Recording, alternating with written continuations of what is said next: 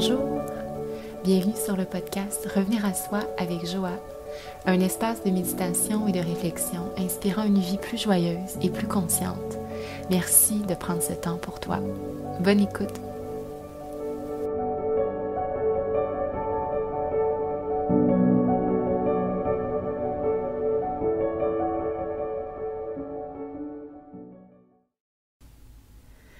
Allô, c'est Joa. Bienvenue au podcast Revenir à soi avec Joa. Je te retrouve aujourd'hui de retour derrière mon micro depuis... Ça fait un petit moment que j'ai pas enregistré d'épisode. Je suis super heureuse d'être ici aujourd'hui et ça me fait vraiment plaisir en fait de te partager ce qui vient de mon cœur parce que je sais que quand ça me réveille en plein milieu de la nuit et que ça me frappe fort dans la tête, dans le cœur, pour que je me réveille à 3h30 du matin puis que j'aille écrire pendant presque 1 heure, c'est parce que c'est ça. Et j'attendais, je pense, ce moment-là pour que ça vienne vraiment d'un espace de création vrai, intuitif.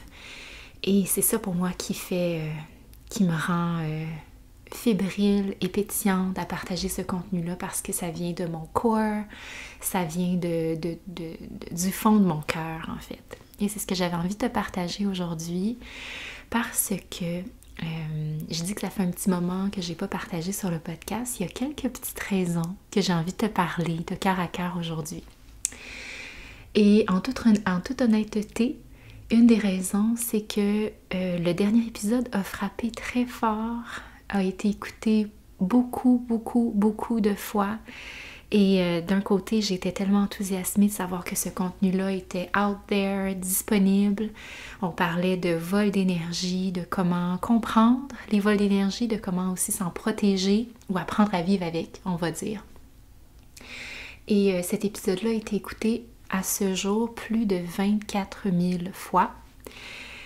Et c'est énorme pour mon petit podcast qui devient grand et que le message continue à porter ses fruits. Et c'est tellement ça l'intention que ce projet, d'où il est né et l'intention qu'il porte, c'est tellement ça de partager, de créer plus de conscience, qu'on apprenne à mieux vivre notre vie avec un peu plus de joie, de légèreté, de présence au monde. Et que cet épisode-là soit tellement écouté, pour de vrai, ça me rend immensément heureuse dans le sens que on va arrêter de se faire voler son énergie et on va apprendre aussi à ne pas le faire. Et je trouve que c'est immensément constructif pour le monde en général, mais pour l'humain et nos rapports, nos relations entre nous. Donc si tu l'as écouté, merci d'être à l'écoute. Si tu l'as pas écouté, ben il est encore là. Et... ouais, grand enthousiasme. Et juste pour te dire, là, moi, quand il y a 500 personnes, un épisode a été écouté 500 fois, je virais sur le top, là, au plafond, parce que c'était beaucoup d'écoutes, 24 000 écoutes et plus. Pour un épisode, c'est astronomique. Et ça m'a fait peur. Ça m'a comme fait peur. Je m'explique. Dans la suite des choses pour le partage. C'est comme si je me suis mis une pression, ou en fait, sans dire je me la mets aujourd'hui parce que ce n'est plus le cas, mais il y a un certain moment donné, j'étais comme « Ah, comment est-ce que je peux faire un épisode qui peut peut-être parler à tous ces gens? » Et je pense que c'est ça l'erreur, quand on tombe dans le « Ah, mais comment est-ce que je peux plaire? » ou « Comment est-ce que ça peut répondre à ce nouveau besoin? » Et ça m'a pris un certain temps pour me ramener à « Non, Jo, reviens à l'essence, reviens à l'essentiel, reviens à ce qui te fait du bien, à ce qui te donne envie de créer et reviens et parle de ton cœur. » Et pour ça, moi, ça m'a pris un certain temps pour atterrir de ça, pour me recalibrer également, pour revenir à cette intention qui est la mienne, qui est de me rappeler que je fais de mon mieux. Dans mes épisodes, je les prépare parce que mon médium de création, c'est beaucoup l'écriture. Donc souvent, c'est que je fais beaucoup de journaling, je fais de l'écriture automatique. Et souvent, ça va être des sujets qui viennent, des sujets de création. Et je suis comme, hey, ça, je peux le partager à une plus grande audience et ça ferait un bel épisode de podcast. Et ça vient souvent d'idées très, très spontanées comme ça. surtout cette année, les épisodes viennent à moi selon mon niveau d'énergie, selon l'énergie qui est en mouvement dans le temps. Et c'est comme ça que je crée dans la vie, c'est comme ça que je crée mes cours de yoga, j'y vais vraiment au feeling. Mais j'établis une certaine structure pour que ce soit valeur ajoutée ou que ça parle et que ça crée un certain sens pour toi qui es à l'écoute. Donc, je mets des efforts dedans. Mais je veux pas que ça devienne jusqu'à la recherche de la perfection. Parce que je trouve que là, ça deviendrait contre-productif. Je suis un humain comme tout le monde. Je continue à apprendre sur ma voie. Et à un certain moment donné, c'est aussi ça mon défi de dire « Ok, stop, Jo, c'est correct. Asse-toi devant ton micro, puis vois comment ça sort. » Puis je me réécoute pas et je le partage. Et si à la fin d'un épisode, je me sens bien avec le contenu, je sens que c'est venu d'un espace juste, ben c'est ça, je réécoute pas, je le partage. Et je te dirais que c'est arrivé aussi à travers les dernières semaines que je me mettais une certaine pression, je peux le nommer, de dire « Ah, je suis habituée de partager à chaque semaine. » Et là, j'ai pas partagé, j'ai pas fait d'épisode, j'ai pas préparé quoi que ce soit. Et je me mettais à...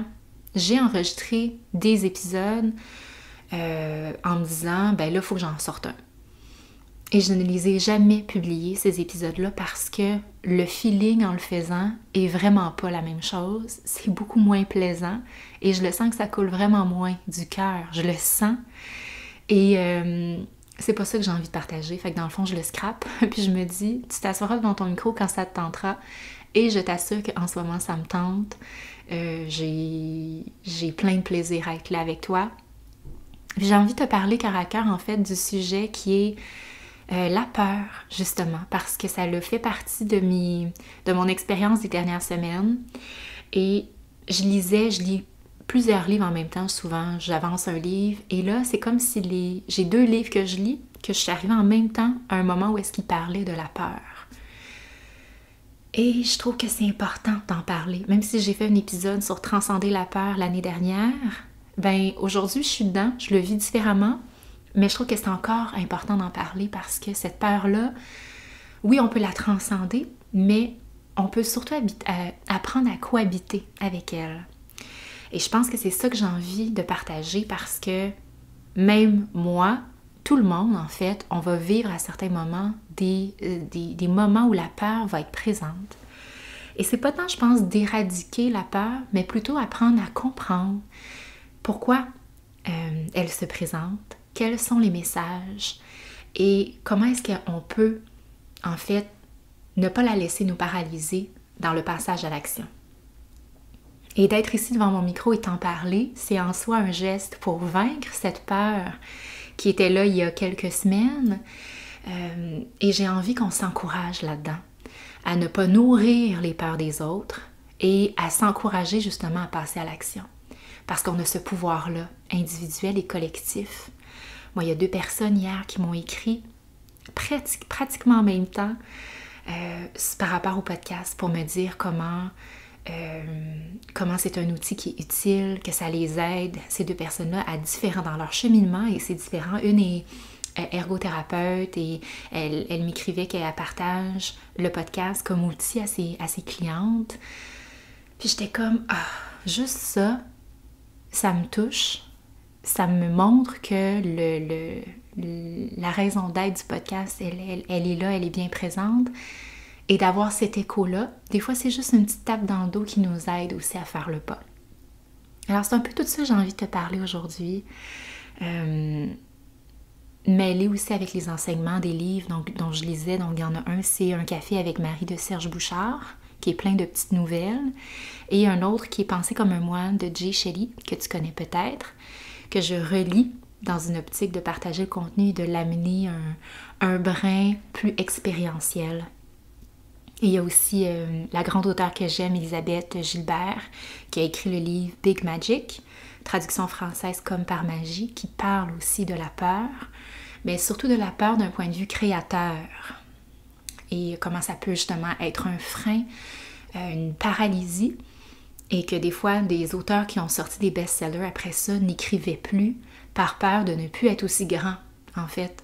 Et ils vivaient dans leur ombre constante en se disant « Je pourrai jamais être aussi bon que mon livre que j'ai écrit auparavant. » Et ça peut paralyser à différents niveaux. Et j'ai envie qu'on en parle. Donc, merci d'être là. Prenons un instant pour revenir à soi, pour revenir à nous, pour respirer et pour voir déjà dans ce préambule comment est-ce que ça résonne pour toi. La peur. On ne veut pas avoir peur. On veut pas. C'est pas une image qu'on se dit. Moi, dans la vie, ça me tente d'avoir peur. C'est pas ça exactement, mais ça reste que elle peut se présenter à différents moments. Et comment est-ce qu'on y fait face? Comment est-ce qu'on la reconnaît? Et comment est-ce qu'on peut repenser? Aujourd'hui, à travers cet épisode, j'ai envie qu'on se pose certaines questions aussi sur les moments dans nos vies où est-ce qu'on a eu peur. Et qu'est-ce que ça nous a amené? Comment on a réagi? Et pourquoi on est reconnaissant? Ou peut-être qu'on aurait aimé faire les choses différemment par rapport à tel ou tel événement. Donc, prends une belle grande inspiration, détends tes épaules, viens connecter à toi et à comment cet épisode-là va venir faire écho à cette part de toi qui a envie peut-être de te libérer de cet attachement à nos peurs et de se rappeler que c'est fondamentalement humain. Serge Bouchard disait dans son livre que c'est tellement humain et un des réflexes lorsqu'on est enfant, la peur du noir, la peur de tomber, qui est un réflexe humain normal et de survie en fait. Et on va chercher ce réconfort-là. On est habitué d'aller chercher, quand on est jeune, on veut le réconfort de nos parents. Et moi, j'ai envie de dire aujourd'hui, comment est-ce qu'on peut s'offrir soi-même ce réconfort-là?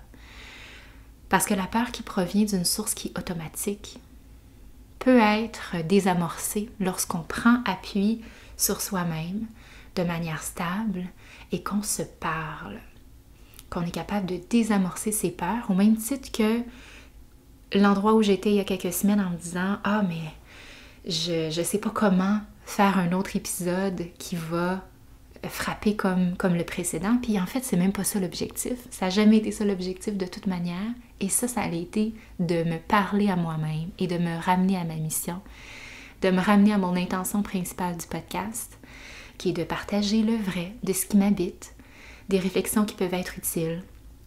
Puis ça sera pas parfait dans le sens que je suis pas une journaliste, je fais pas ça de ma vie. Moi, je travaille à temps plein, je suis consultante en ressources humaines, je donne des cours de yoga. Je fais ça sur mon temps personnel parce que j'aime ça. Puis je fais même pas une scène avec ça. En fait, même je paye pour certaines plateformes pour diffuser mon podcast. Donc, c'est vraiment par bonheur de partager que je le fais. Et voilà. Donc, je fais de mon mieux et c'est là pour servir. Et ça, c'est moi qui m'a rassurée moi-même dans cette optique qui est de continuer à partager et de finalement passer à l'action et de me réasseoir derrière mon micro pour te partager ça aujourd'hui. Une autre raison qui a fait en sorte que ça a pris peut-être, oui, un petit peu plus de temps et c'est un autre ordre d'idées, mais connecté à la fois, c'est que j'ai envie de te dire que je suis enceinte. Et c'est tout spécial pour moi d'en parler ici, en fait, parce que je l'ai pas encore partagé sur mes médias sociaux, autour de moi, ma famille, mes amis, nos collègues de travail sont au courant, mais j'ai pas encore fait d'annonce publique, officielle, whatever. Donc, j'avais envie de te le partager à toi en premier. Et ce parcours-là, il est grand, il est beau, mais aussi, il est parsemé de petits défis. Et je pense que l'enseignement en tant qu'humain et apprendre à surmonter ses peurs, ben ça commence en ce moment. Ça a commencé déjà à préconception, mais je sens qu'il y a certains réflexes, il y a des questionnements, où il y a des peurs qui peuvent remonter par rapport à la maternité que j'avais pas avant. Et ça aussi, c'est ma relation avec tout ce qui est en transformation à l'intérieur de moi que j'ai envie de te partager dans le cadre de cet épisode aujourd'hui. Donc, à travers les dernières semaines, j'ai eu beaucoup de nausées, j'ai eu beaucoup de fatigue aussi. Quand je pouvais, je faisais de faire des siestes. Des fois, je voulais enregistrer un épisode, puis j'avais pas l'énergie de le faire. Donc, il y a ça qui est ma réalité depuis 16 semaines. En fait, je suis à 16 semaines et quelques jours au moment d'enregistrer ceci. Et ça va mieux. L'énergie revient et ça devient un petit peu plus concret. Et là, j'ai envie de partager cette nouvelle-là parce qu'avant, c'est comme si tu ne le réalises pas encore. Alors voilà. Donc ça, c'est ma réalité. Et c'est ça, cette nouvelle aventure-là, je te dirais que elle a fait ressortir de mon parcours certaines peurs, comme je dis, qui n'étaient pas là auparavant. Tu le sais déjà peut-être, j'ai été adoptée quand j'étais très jeune. J'avais 16 mois quand j'ai été adoptée.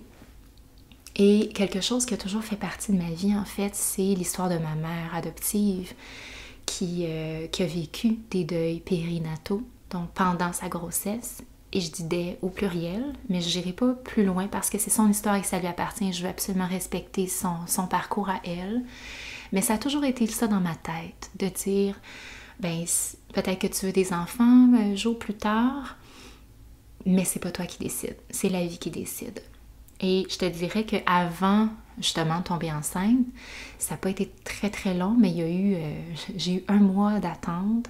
Et ce mois-là, le fait de ne pas tomber enceinte immédiatement et de ne pas savoir combien de temps ça va prendre. Fait que, tu sais, est-ce que ça va prendre 3 mois? Ça va en prendre 2 ans? Est-ce que ça va être plus long encore? Ça, pour moi, ça a été une peur d'infertilité, une peur de ne pas savoir et d'avoir zéro contrôle là-dessus.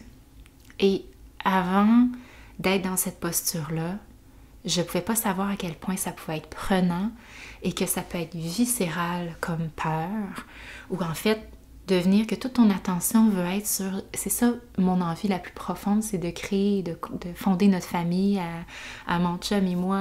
On le sent qu'on est prêt, puis de lâcher prise là-dessus. Donc, au départ, il y a eu cette peur-là de se dire quand est-ce que ça va nous arriver. Puis je suis tombée enceinte en décembre dernier et la joie intense, immense. Et après ça, ben là, la nouvelle commence à arriver. Et là, il y a d'autres choses qui arrivent. Il y a pas cette peur, mais cette idée qu'on ne sait pas comment ça va se passer puis qu'on souhaite de tout son cœur que le bébé soit en santé. Puis si t'as déjà passé par là, c'est tellement quelque chose de juste lâcher prise et de faire confiance. Et on va en parler, ça. Parce que c'est l'opposé de la peur, c'est de faire confiance. C'est avec grand amour se lancer dans l'expérience et dire « Je n'ai pas de contrôle là-dessus, mais je vais vivre le moment pour que ce soit positif et agréable. » Et ça demande de l'effort, parce que c'est comme si le réflexe, ça peut être la peur, mais on doit revenir à soi pour se recalibrer ou se reconfigurer mentalement puis dire « C'est correct », s'auto-rassurer. Puis un autre élément que j'avais envie de te parler par rapport justement à la peur, puis ça, je pense que je pourrais même en parler pendant plus longtemps, mais brièvement, j'ai envie de dire que quelque chose aussi qui m'a ramené à ce sentiment de peur, c'est en lien avec mon passé aussi, où est-ce que j'ai eu une relation qui a été peut-être à certains moments plus difficile avec mon corps et la nourriture et tout ça. J'en ai déjà parlé, j'ai déjà eu un passé de troubles alimentaires, pas très longtemps, mais assez pour dire que je ne veux plus retourner là et que consciemment j'en fais le choix. Mais de tomber enceinte et de savoir que le corps va passer à travers certains changements et de le réaliser, de se dire toute ta vie, tu ne veux pas ou tu ne souhaites pas gagner du poids, en fait, de manière pas santé, parce que d'une certaine manière, on peut continuer à évoluer, puis c'est correct, mais de shifter son mental, puis de dire là, c'est normal, et c'est voulu, et c'est pour la santé de l'enfant. Pour moi, j'ai eu des phases que ça a été plus conflictuel. J'ai dû me replacer vraiment dans cet état-là de me dire c'est pour l'enfant, c'est ça que tu souhaites, mais ça prend un certain temps pour transcender la peur des changements corporels. Et je pense qu'on est beaucoup plus de femmes ayant passé par là que l'on pense, même si toute ma vie dans ma tête, une grossesse, ça vient avec une prise de poids, le ventre qui s'arrondit, etc. Et même d'autres parties du corps qui s'arrondissent. Quand c'est toi, puis que tu es dedans, puis que tu te dis « Ok, mon corps va changer, puis je sais pas ça va être quoi après », ça peut faire peur. Puis moi, je le dis, ça m'a fait peur. Il a fallu que je me parle. Puis là, ça va bien. C'est pour ça que j'en parle, c'est que je suis plus dans cette zone de turbulence-là, mais ça l'a turbulé un petit peu. Donc, tout ça pour dire que ça peut faire partie de notre quotidien de tellement différentes manières. Puis on peut apprendre à vivre avec elle. On peut apprendre à manier cette réaction qui est naturelle pour comprendre le message et après ça, choisir autrement. Alors, c'est de ça que j'avais envie de te parler aujourd'hui. Et surtout que, d'une certaine manière, c'est pas de faire la guerre à nos peurs puis de dire on n'en veut plus. Parce qu'elles sont là pour une raison. Et elles ne nous servent pas dans une autre dimension, on va dire. Et c'est d'être capable de discerner quels sont les messages que porte notre peur. Si c'est pour assurer notre sécurité, si c'est pour, si je pense à la peur, par exemple, d'infertilité que j'avais ou de... Peu importe, tout ça, ça m'envoie le message que j'ai vraiment envie d'être sur cette voie-là de la maternité. J'ai vraiment envie et c'est viscéral et c'est ce que je désire profondément. Puis ça, en soi, c'est un message en tant que tel parce que pour moi, me connaissant, que j'ai parfois tendance à changer d'idée beaucoup, de cristalliser ce choix-là dans ma vie et de me dire « Joa, tu le voulais tellement. » Et même si le jour, à un moment donné, ça devient difficile, il y a de la turbulence dans la famille, justement, mais de me ramener à « c'est ça que tu voulais de tout ton cœur. » Donc, il y a différents messages que peut porter nos peurs et ça peut nous amener aussi à valoriser certains événements. Ça peut nous aider à être encore plus fiers parce qu'il y avait la peur qui était là puis qu'on a été capable de la surmonter. Si à un moment donné, toi, ça a été de parler en public qui était une peur pour toi, ben le fait de participer soit à une conférence ou à justement être capable d'animer un moment de discussion devant différentes personnes et d'être capable de le faire avec prestance et aussi authentique à toi-même, ben on se sent encore plus fier parce que la peur est comme un indicateur qu'on est dans une zone inconnue. Et c'est souvent là aussi qu'on peut apprendre à grandir. Si on est capable d'aller au-delà de la peur et qu'elle n'est pas en soi un frein de nous paralysant. Alors j'ai envie de te poser la question. Maintenant, là, ce préambule qui a été déposé, si tu réfléchis, si tu connectes à l'intérieur, qu'est-ce que tu dirais ou pense au moment où tu as expérimenté la peur? Quelles ont été les plus grandes peurs de ta vie? Tu peux faire une pause sur l'épisode si tu veux prendre plus de temps pour y réfléchir. Peut-être que tu veux écrire aussi les réponses. Puis te dire, c'était quoi qui était à la base de cette peur? Est-ce que c'était la peur de perdre quelqu'un? Une peur en lien avec ta sécurité? Tu te sentais menacée? Ça peut être la peur de perdre ta dignité, la réputation, même the fear of missing out, hein, le faux mot, de je veux rien manquer. Il y en a tellement. Prends le temps d'y réfléchir.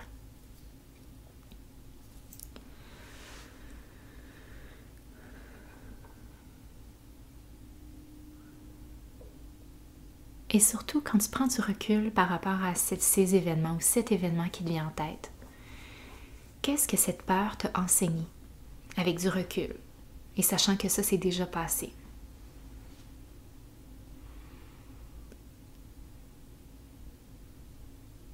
Comment est-ce que tu as réagi face à la peur? Quelles ont été tes actions par la suite?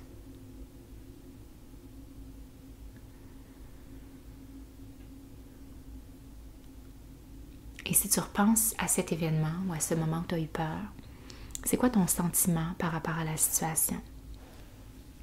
Est-ce que c'est de la fierté? Est-ce que c'est du regret?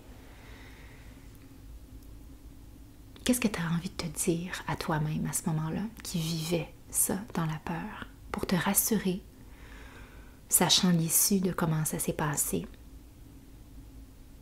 Qu'est-ce que tu aurais voulu savoir ou entendre?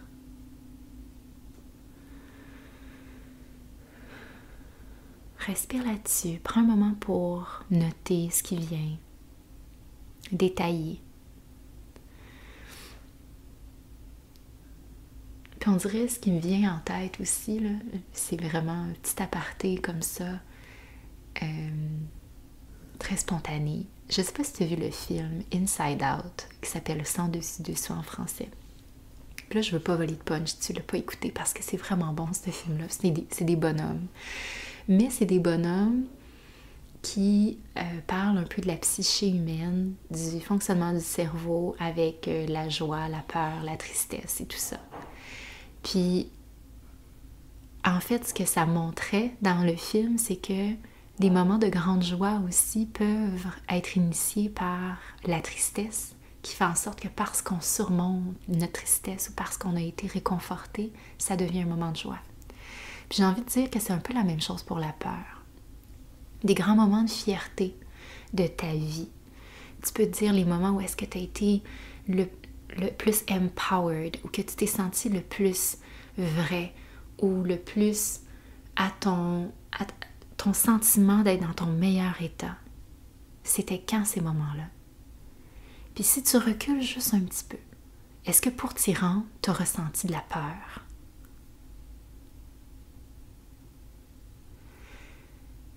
Moi, je pense à ce projet-là de podcast qu'aujourd'hui, je me sens tellement heureuse de savoir que les épisodes sont là, ils sont disponibles, ils continuent à rouler. Mais j'en ai parlé dans un des épisodes au départ, la peur a fait partie du processus. Et c'est la même chose pour tous les processus créatifs, parce que la création vient souvent avec la peur de se planter, de perdre sa dignité, de se faire juger, d'être vu. Et à travers ce discours-là, aujourd'hui, j'ai envie de te dire que c'est normal et qu'on passe tous à travers ça, mais que, imagine le nombre d'œuvres ou de projets ou de cadeaux que chaque personne porte en eux ou en elle qui n'ont pas été partagés à grande échelle ou juste au monde par peur de l'échec. Et ça, je trouve ça infiniment, en fait, c'est ça que je trouve le plus triste. Pas quelqu'un qui a essayé, qui s'est planté, mais quelqu'un qui ne s'est jamais lancé par peur de X, Y, Z raison. Et ça appartient à tout le monde. Des fois, on est prêt, des fois, on n'est pas prêt, mais des fois, on n'est jamais prêt. Des fois, on pourrait se dire, il fut un temps, j'ai déjà été dans cet éternel perfectionnisme-là et qui devient paralysant, de se dire, je peux toujours en faire un petit peu plus.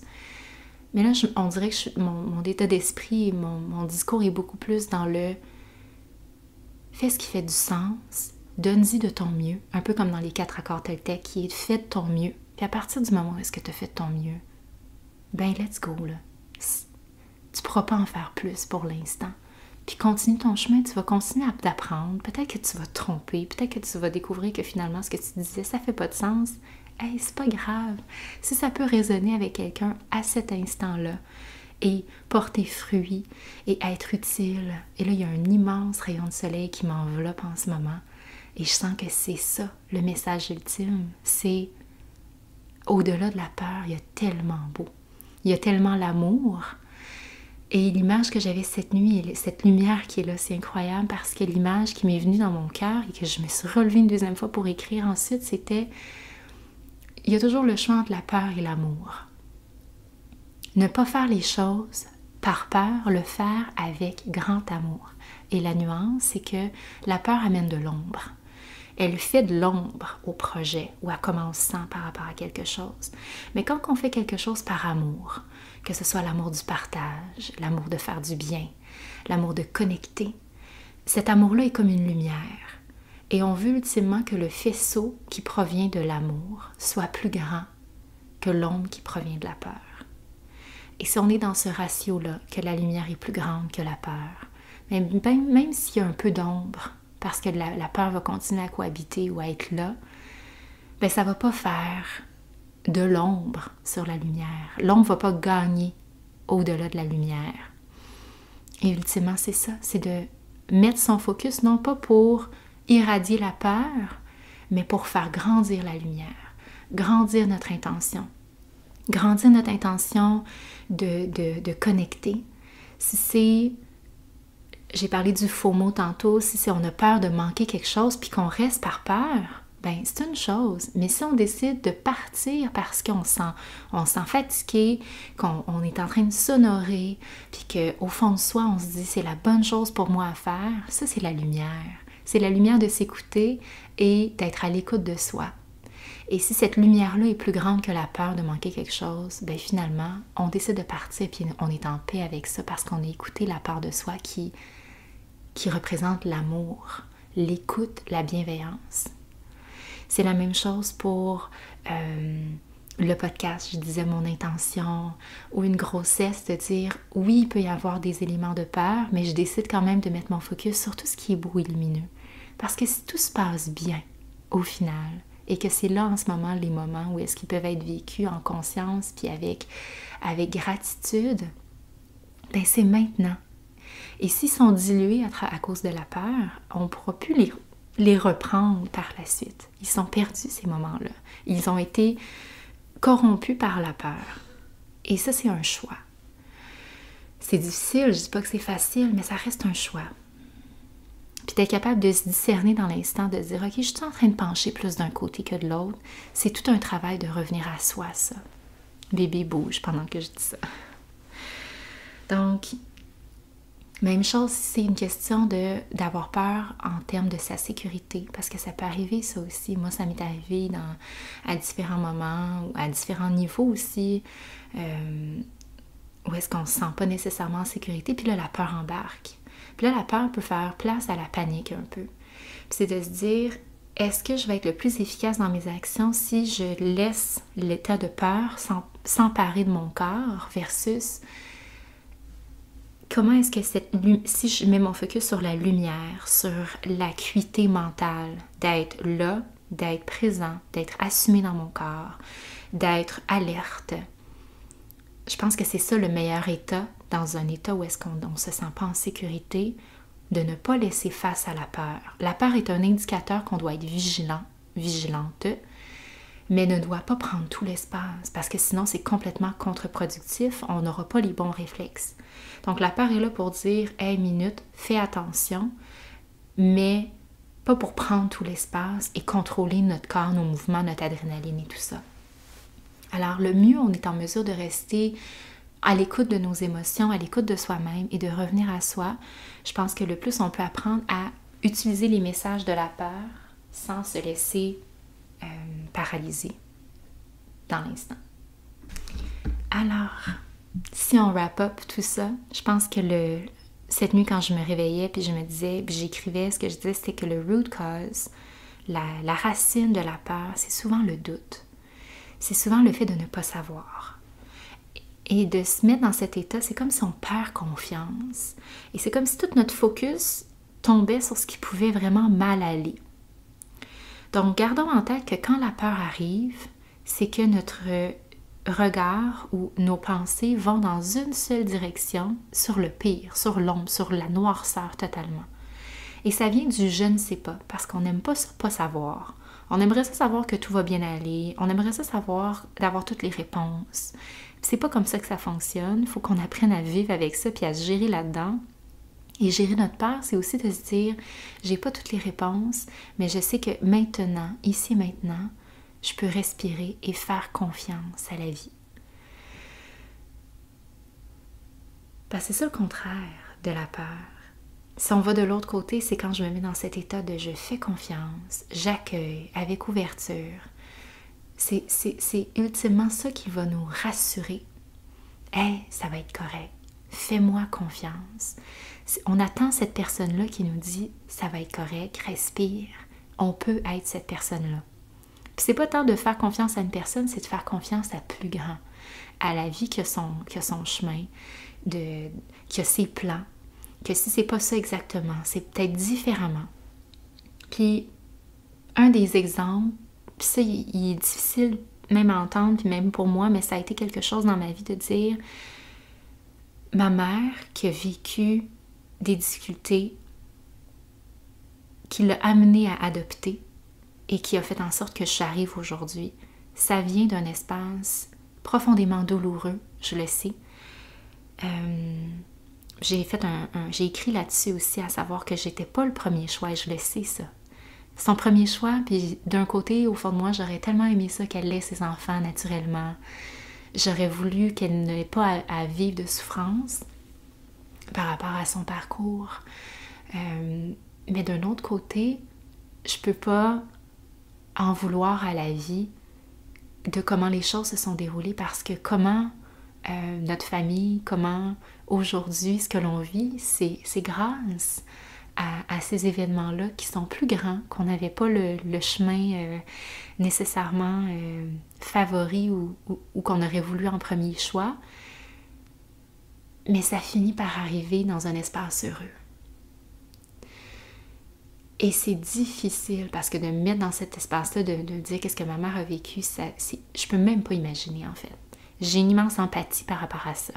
Mais c'est de se dire, des fois on ne sait pas et que les choses ne se passent pas exactement comme on le veuille, n'est pas en soi un échec, c'est un reviens ici plus tard et évalue plus tard. Alors de se mettre dans cet état de je ne sais pas, dans quel état est-ce que je dois me syntoniser pour que les choses se passent au mieux? Et comment je peux revenir dans un état de confiance, en mes capacités personnelles, en confiance à la vie. Et c'est ça qui va apaiser ultimement. Retourner vers la lumière, vers ce qui nous fait du bien, vers ce qui nous rassure et se rationaliser par rapport à nos peurs. Isabelle Gilbert, dans son livre, disait « Moi, je mets la peur sur le backseat. » Elle dit « La créativité, c'est elle qui tient le volant. La peur, elle n'a pas le choix d'être là. » Elle y parle, puis elle dit « Toi, tu t'en vas en arrière. » Elle dit « Tu vas faire le voyage avec nous en road trip. » Mais elle dit « Tu touches à rien. Tu n'as aucun pouvoir décisionnel. Tu peux même pas toucher à la radio. » Fait que « Don't you dare d'essayer de contrôler quelque chose. T'es là. » On sait, tu parles, mais on n'a aucune obligation de t'écouter et encore moins d'obligation de faire ce que tu dis. Et ça, j'ai trouvé ça super ingénieux comme métaphore. Alors, finalement, terminons aujourd'hui juste avec ce sentiment de se dire, c'est normal de vivre ces sentiments de peur, d'inquiétude ou quoi que ce soit. Ne les laissons pas nous paralyser. Gardons-les comme un guide qui nous permet d'évaluer le niveau d'élan qu'on est en train de prendre à l'extérieur de notre zone de confort. Si j'ai peur de perdre quelqu'un, ben c'est peut-être parce que ça vient rejustifier tout l'amour que je porte à cet individu. Comment est-ce que je peux encore plus prendre soin de la relation? Et on peut dire ça pour tous les exemples. Regarde les exemples que tu as écrits, ce qui te vient en tête et de voir quels étaient les messages et comment est-ce que tu peux agir consciemment par rapport à ces informations en adéquation avec ce qui est important pour toi. Puis j'ai envie de dire encore une fois, pour toutes ces personnes-là qui n'ont pas vécu ou qui n'ont pas dévoilé leur talent par peur, pour toutes les histoires d'amour qui ont été sur les freins parce que quelqu'un avait peur d'être déçu ou d'être blessé ou sur ses gardes, tous les rêves qui n'ont pas été vécus par peur de l'échec, ou tous les beaux moments ternis par la peur que ça se termine, j'ai envie de dire que on peut choisir autrement. On peut décider autrement et de ne pas laisser la peur ternir justement un moment, un instant, et de faire confiance. Donc, gardons ça en tête. La peur un peu comme un visiteur non invité qui va continuer à faire son chemin, qui va s'inviter chez nous, mais qu'on n'a pas besoin d'y faire la place qu'elle demande. C'est nous qui les commandes. Alors, en respirant ici, prends un moment pour expirer, évacuer ce sentiment de peur. Peut-être même que tu vas relâcher les épaules. Tu vas sentir l'ensemble de ton corps se détendre. De revenir dans cet espace où tu fais confiance en tes capacités, en ton potentiel. Cette capacité de t'auto-rassurer, de dire que c'est correct, que ça va bien aller. Et d'ouvrir son regard à plus de curiosité.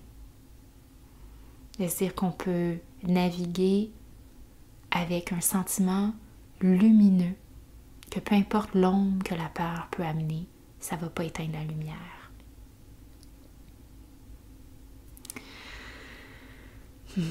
Respire.